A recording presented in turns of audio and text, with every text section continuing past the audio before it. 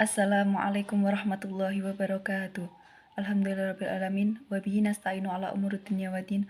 Wassalatu wassalamu asrofil anbiya'i wal mursalin. Wa ala alihi wa sahbihi ajma'in amma ba'du.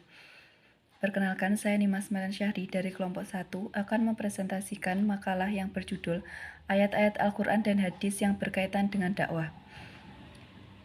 Materi pertama yang akan saya sampaikan yaitu hakikat dakwah dan ilmu dakwah. Poin pertama yaitu tentang pengertian dakwah. Secara bahasa, dakwah berasal dari kata kerja da'a ya'du da'awatan yang berarti memanggil, menyeru, mengajak, dan mengundang.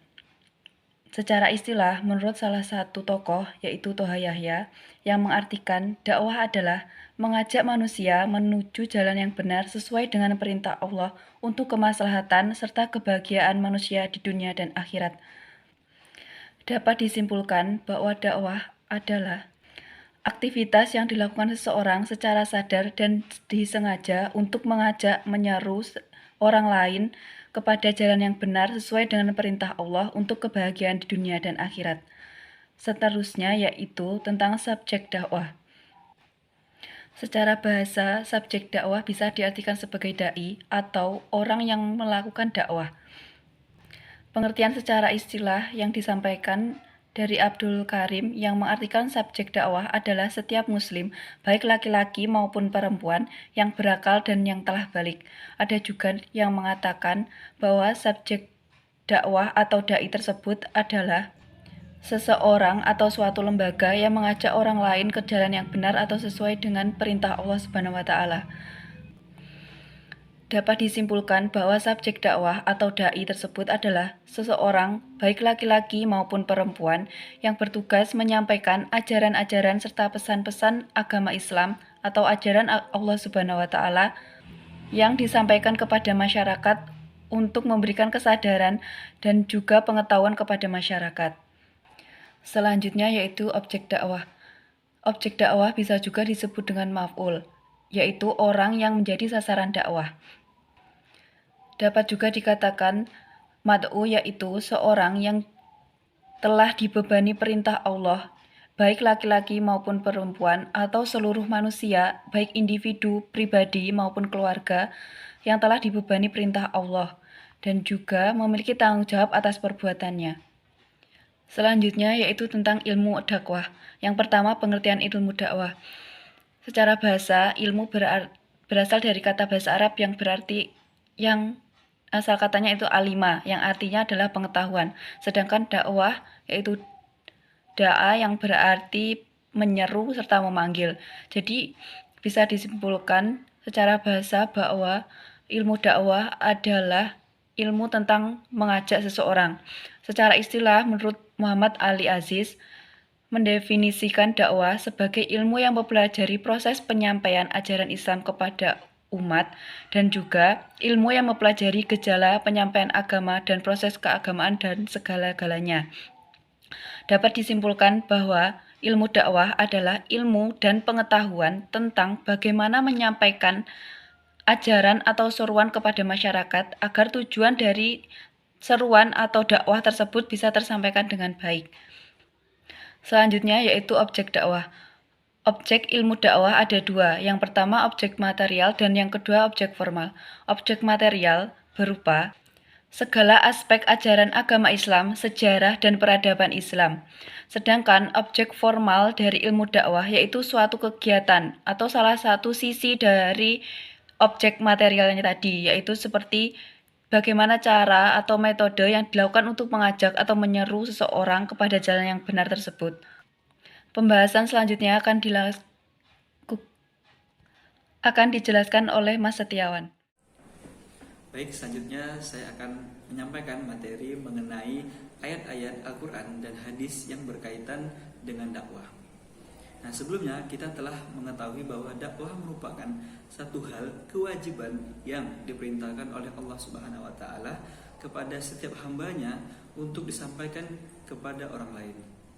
Nah, di dalam Al-Quran tentunya perintah itu sudah banyak kita dapat temui di beberapa surah. Nah, adapun surah-surah atau ayat-ayat Al-Quran yang menjelaskan tentang dakwah atau anjuran untuk menyampaikan dakwah, yaitu yang pertama dalam surah Al-Maidah ayat 67, yang mana di dalam penjelasan di ayat tersebut untuk memerintahkan kita agar menyampaikan apa yang diturunkan oleh Tuhan. Jadi apa yang Allah turunkan itu agar kita segera sampaikan kepada yang lain.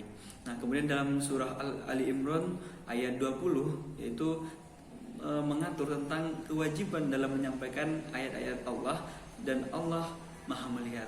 Nah, jadi di sini kita sangat ditekankan untuk menyampaikan dakwah atau tentang ajaran-ajaran agama Islam kepada sanak saudara yang utama dan kepada masyarakat yang luas, yang mana di sini Allah Maha melihat. Jadi otomatis segala apa yang kita lakukan itu Allah Maha mengetahui. Kemudian dalam surat Ali Imran juga yaitu ayat 110. Nah, di sini kandungan ayatnya yaitu untuk kita diperintahkan untuk menjelaskan sesuatu yang ma'ruf dan mencegah yang mungkar. Nah, tentu juga konsep ini adalah yaitu dakwah. Bagaimana cara kita menyampaikan sesuatu yang benar dan mengajak kepada yang benar dan menghalangi atau mencegah perbuatan yang mungkar. Nah, kemudian dalam dalam surah Ali Imran juga pada ayat 104 yaitu kita diperintahkan untuk hendaklah kamu sebagai golongan atau segolongan umat yang mengajak pada kebaikan. Nah, di sini kita juga ditekankan kembali untuk selalu mengajak orang lain untuk melakukan kebaikan.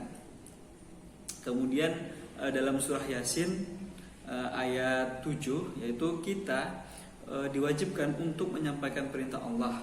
Nah, di sini bagaimana kita seorang orang mukallaf atau orang muslim sejati tentunya untuk selalu menyampaikan kebaikan-kebaikan tentang ajaran agama Islam dan menyampaikan tentang perintah-perintah Allah. Nah, salah satunya yaitu dapat diaplikasikan dalam berdakwah. Nah, kemudian di dalam surah Asy-Syura yaitu ayat 48. Nah, kita itu diwajibkan untuk menyampaikan risalah yaitu perintah Allah. Jadi kita selama ini kita telah banyak menemukan perintah-perintah Allah dalam Al-Quran, ayat-ayat yang terkandung dalam Al-Quran untuk melakukan ibadah, yaitu menyampaikan segala perbuatan baik dan menghalangi dari perbuatan yang mungkar. Nah, selanjutnya di dalam hadis, yaitu pada hadis Sahih Bukhari nomor 3202, yaitu tentang Nabi SAW bersabda, memerintahkan kita untuk sampaikan dariku walaupun hanya satu ayat dan ceritakanlah apa yang kamu dengar. Nah, di sini jelas sekali bahwa kita itu diperintahkan untuk berdakwah. Mungkin demikian yang dapat saya sampaikan. Ada kurang lebihnya saya mohon maaf. Ihdinas siratal mustaqim. Assalamualaikum warahmatullahi wabarakatuh.